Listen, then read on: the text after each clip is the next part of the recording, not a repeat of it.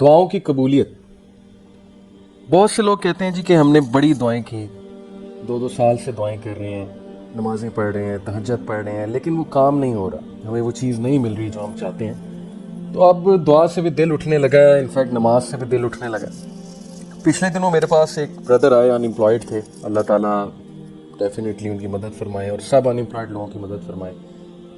उन्होंने कहा कि मैं 3 साल से अनएम्प्लॉयड हूँ और जॉब की तलाश में हूँ और बहुत दुआएं की हैं, बट दुआएं कबूल होती नज़र नहीं आ रही और हर एफर्ट मैंने कर लिया। इनफैक्ट मैंने बहुत से वजीफ़े करके देखे हैं, डिफरेंट नेक लोगों के पास गया, उन्होंने बताया ये वजीफ़ा करो, ये वजीफ़ा करो। तो बात उनकी यही थी कि वो कह रहे थे कि असल में इतना मैं डिसअपॉइंट हो चुका हूँ कि अब दुआएं करने का मेरा दिल ही नहीं करता।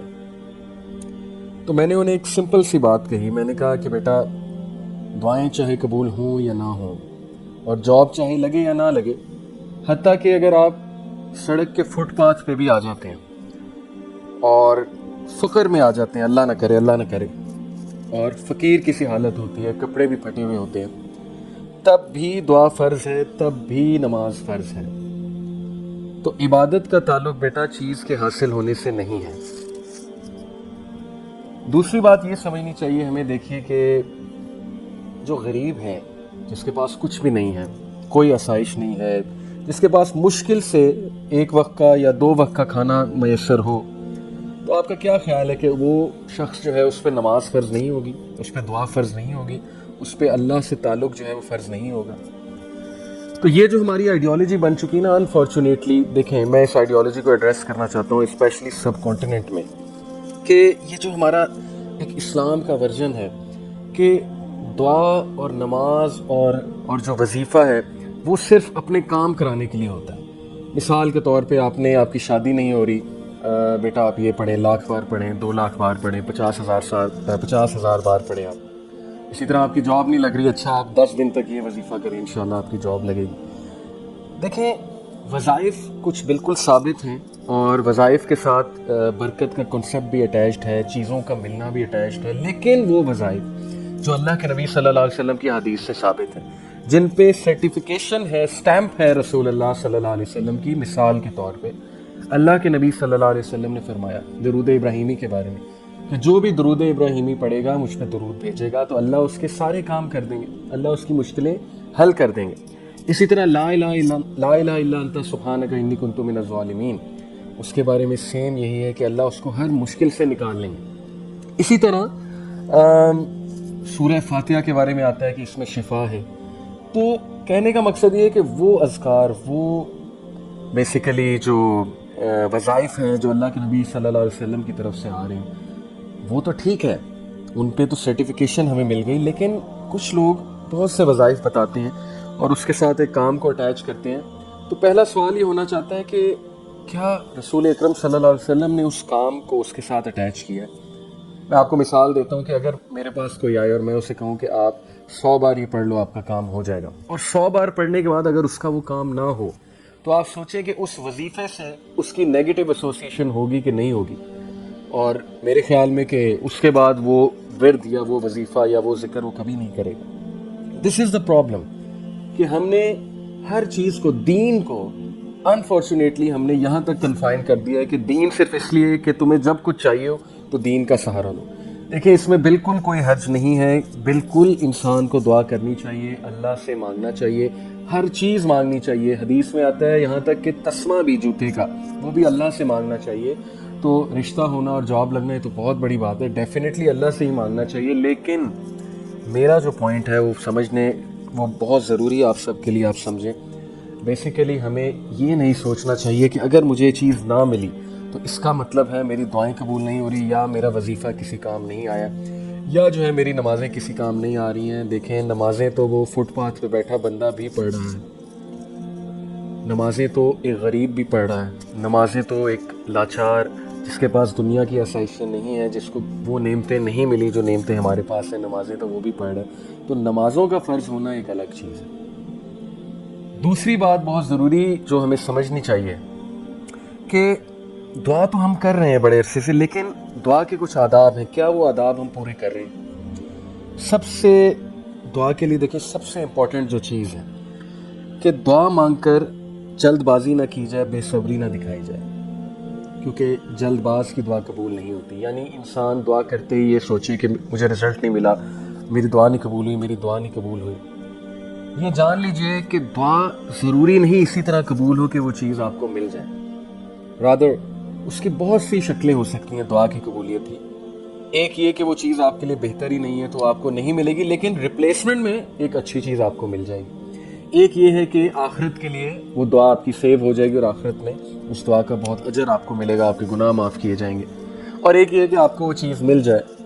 تو یہ تین بیسیکلی شکلیں ہیں دعا کی قبولیت کی. اب اللہ رب العالمین کو پتہ ہے کہ آپ کے لیے کیا بہتر ہے، لیکن پہلے مینرز آپ لوگ جو ہے وہ جان لیجئے.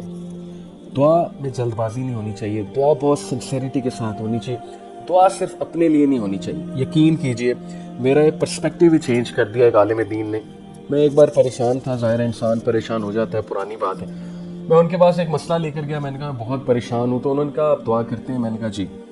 انہوں نے کہا کہ آپ دعا صرف اپنے لیے کرتے ہیں یا آپ کی دعاؤں میں اور لوگ بھی شامل ہوتے ہیں؟ تو میں نے کہا کہ نہیں، میری دعائیں تو میرے ارد گرد ہی گھومتی ہیں. تو انہوں نے کہا کہ بیٹا آپ دعاؤں میں دوسروں کو بھی شامل کیا کریں، دوسروں کے لیے بھی دعائیں کیا کریں، خصوصاً امت مسلمہ کے لیے دعا کیا کریں. اور یہ دیکھا کریں کہ آپ کتنے اچھے حالات میں ہیں، اور فلسطین میں، کشمیر میں، شام میں اس وقت مسلمانوں کے ساتھ کیا ہو رہا ہے، تو ان کے لیے بھی دعا کیا کریں. اپنے دوستوں کے لیے دعا کیا کریں، اپنے گھر والوں کے لیے دعا کیا کریں. تو یہ بھی ایک بڑا مسئلہ ہے کہ ہماری دعائیں ہمارے ارد گرد ہی گھومتی ہیں، جبکہ رسول اللہ صلی اللہ علیہ وسلم نے فرمایا کہ جو شخص اپنے دوست کے لیے، اپنے چاہنے والے کے لیے دعا کرتا ہے تو فرشتے اس پر آمین کہتے ہیں. تو اگر آپ چاہتے ہیں کہ دوسرے آپ کے لیے دعا کریں اور آپ کو چیز جلدی مل جائے تو آپ دوسروں کے لیے اچھا چاہیں، دوسروں کے لیے بھی دعائیں کیجیے. بہت ضروری ہے یہ. اور اس چیز نے یقین کیجیے میرا پرسپیکٹیو ہی چینج کر دیا دعا کا. کیا دعا صرف اس چیز کا نام ہے کہ جو ہم چاہتے ہیں وہ چیز ہمیں مل جائے؟ اس سوچنے کی ایک بات ہے.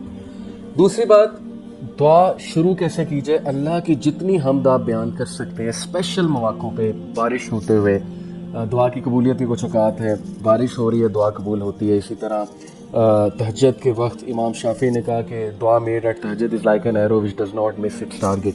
اسی طرح جو ہے وہ فرض نماز کے بعد، اسی طرح سجدے میں دعا کرنا، اسی طرح جو ہے وہ سفر کے دوران دعا کرنا. تو یہ دعا کی قبولیت کی کچھ اوقات ہیں.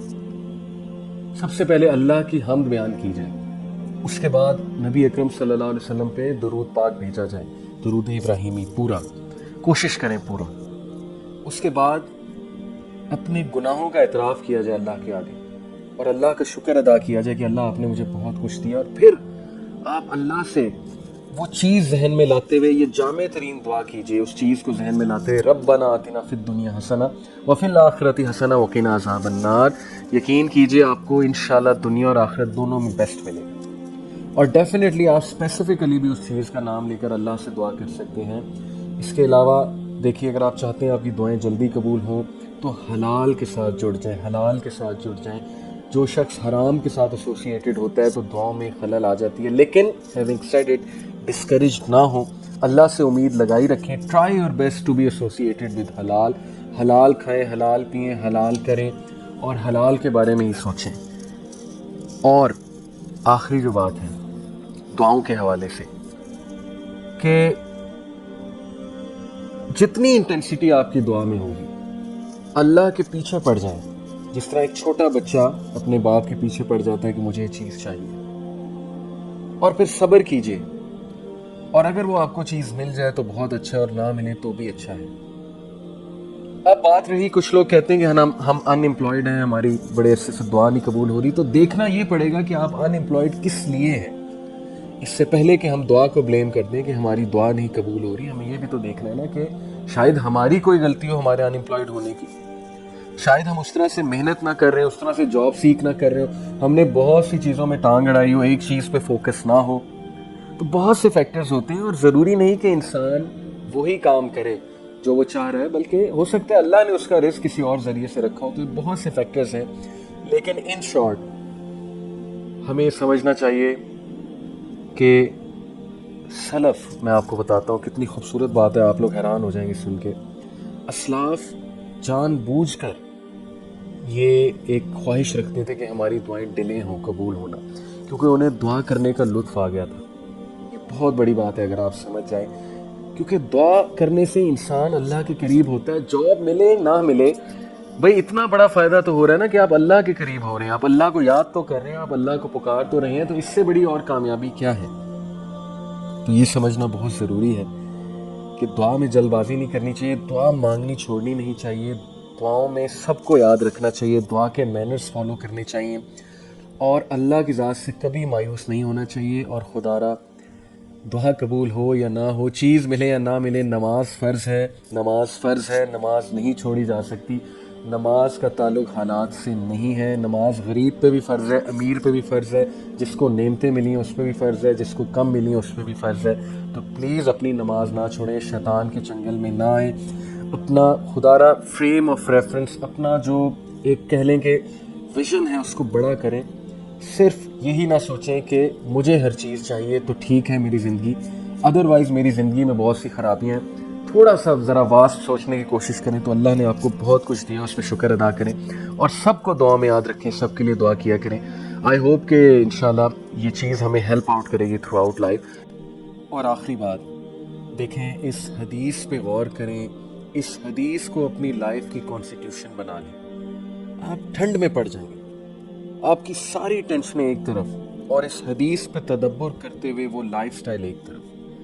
نبی اکرم صلی اللہ علیہ وسلم نے فرمایا کہ جو شخص صبح اٹھے اور اس کے پاس صحت ہے, یعنی کہ اس کو کوئی بڑی بیماری نہیں, نمبر 2 وہ سیکیور ہے, خانہ جنگی نہیں ہے, امن ہے اس کے علاقے میں, پیس ہے, اور نمبر 3 اس کے پاس اس دن کا رزق ہے, اگلے دن کا نہیں یا 10 دن کا نہیں, اس دن کا رزق ہے. تو یہ ایسے ہے جیسے کہ وہ پوری دنیا کا بادشاہ ہے یا پوری دنیا اسے دے دی گئی ہے.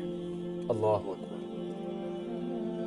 اس حدیث پہ ضرور تدبر کیجیے گا, اس حدیث کو اپنی لائف کا کانسٹیٹیوشن بنا لیجئے, شکر گزاری کا کنسیپٹ جو ہے اس کو اپنائیے.